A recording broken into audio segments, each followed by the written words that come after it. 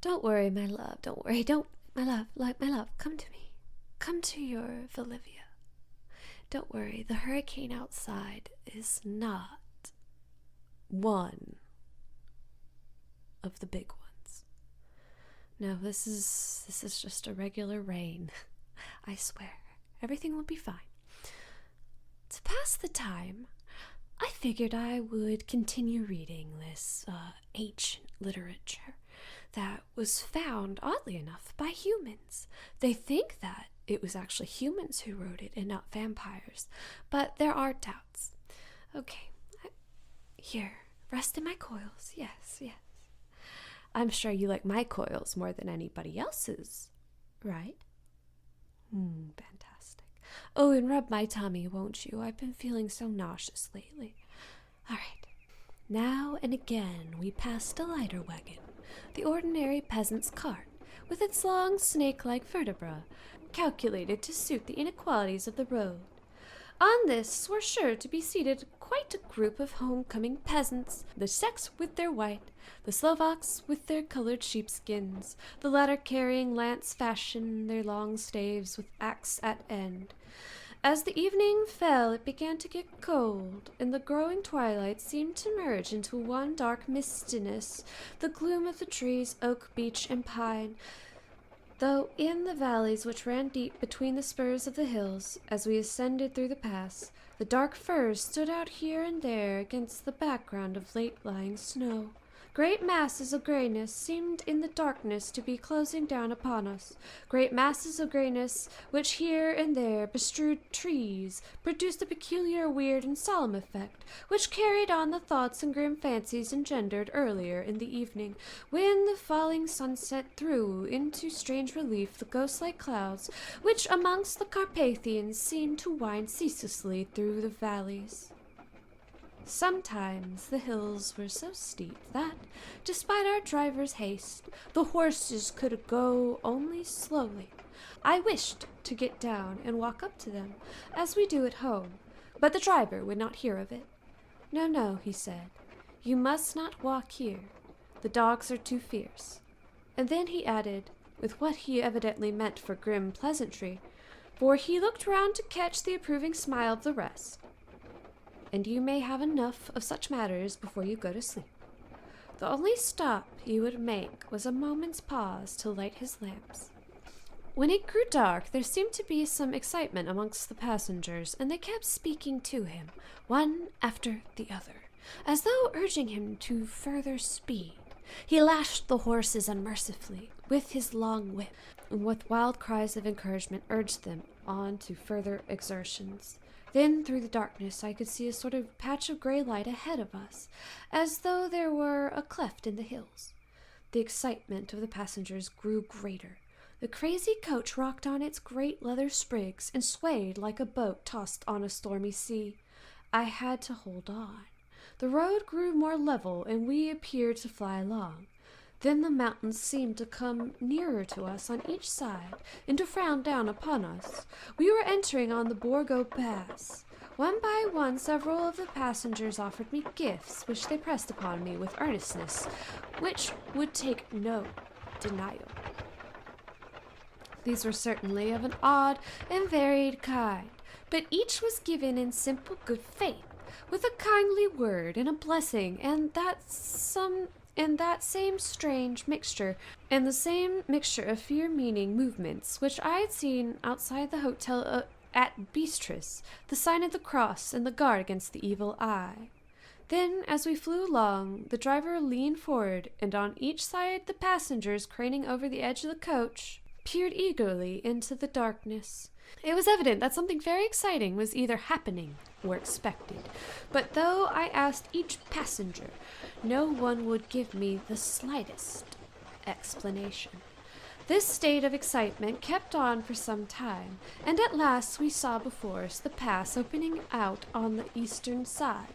There were dark rolling clouds overhead, and in the air the heavy oppressive sense of thunder.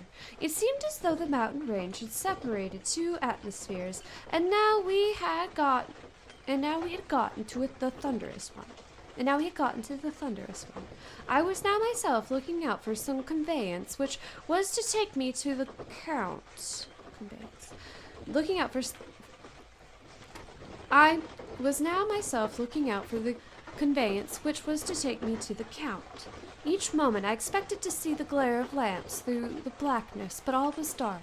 The only light was the flickering rays of our own lamps, in which the steam from our hard-driven horses rose in a white cloud. We could see now the sandy road lying white before us, but there was on it no sign of a vehicle. The passengers drew back with a sigh of gladness, which seemed to mock my own disappointment.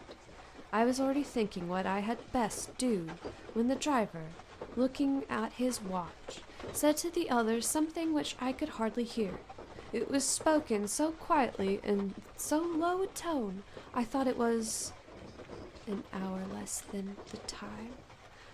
Then, turning to me, he spoke in German, worse than my own. "There is no carriage here. The heir is not expected after all. He will now come on to Bukovina and return tomorrow or the next day. Better the next day." Whilst he was speaking, the horses began to neigh and snort and plunge wildly, so that the driver had to hold them up. Then, amongst a chorus of screams from the peasants and a universal crossing of themselves, a caleche, 4 horses, drove up behind us, overtook us, and drew up beside the coach. I could see from the flash of our lamps, as the rays fell on them, that the horses were coal-black and splendid animals. They were driven by a tall man with a long brown beard and a great black hat, which seemed to hide his face from us.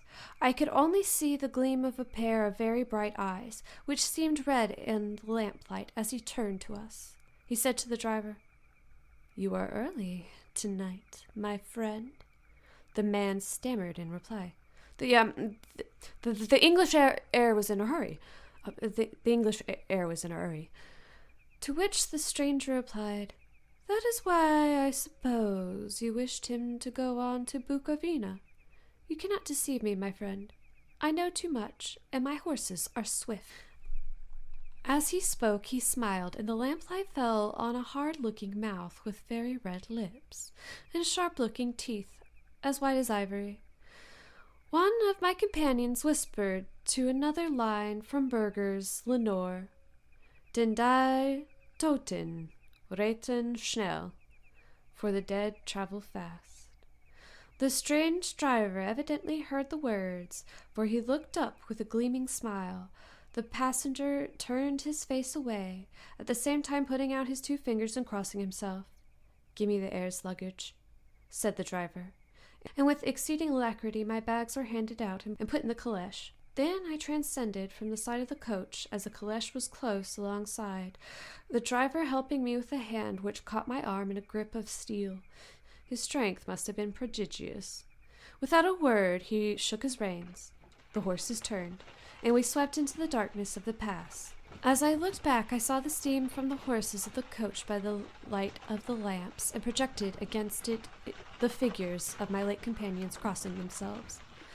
Then the driver cracked his whip and called to his horses, and off they swept on their way to Bukovina. As they sank into the darkness, I felt a strange chill and a lonely feeling come over me, but a cloak was thrown over my shoulders, and a rug across my knees, and the driver said in excellent German, "The night is chill, mynheer, and my master the Count bade me take all care of you. There's a flask of Slivovitz, the plum brandy of the country, beneath the seat, if you should require it." I did not take any, but it was a comfort to know it was there all the same. Oh, it seems as if the storm has not quite lightened, though I do feel like we're more than halfway there. Yes, just let little Noodle sleep there in her cradle, with Dumplin the Tarsy shepherd sleeping round her, you in my coils, rubbing my rather nauseated tummy. Yes, just cuddle here with me and listen to the fire for just a moment longer before we both sleep.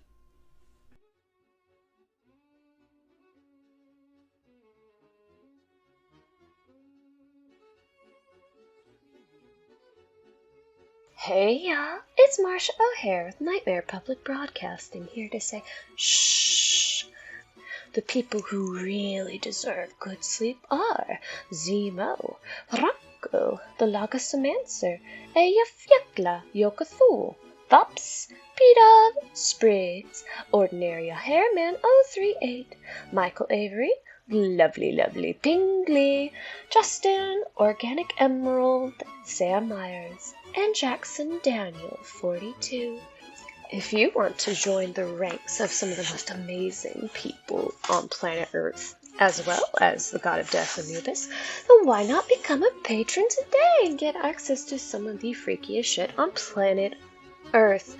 This includes ad-free audios and exclusive naughty art that you shouldn't show your mama. Now, y'all stay safe out there for me. Bye!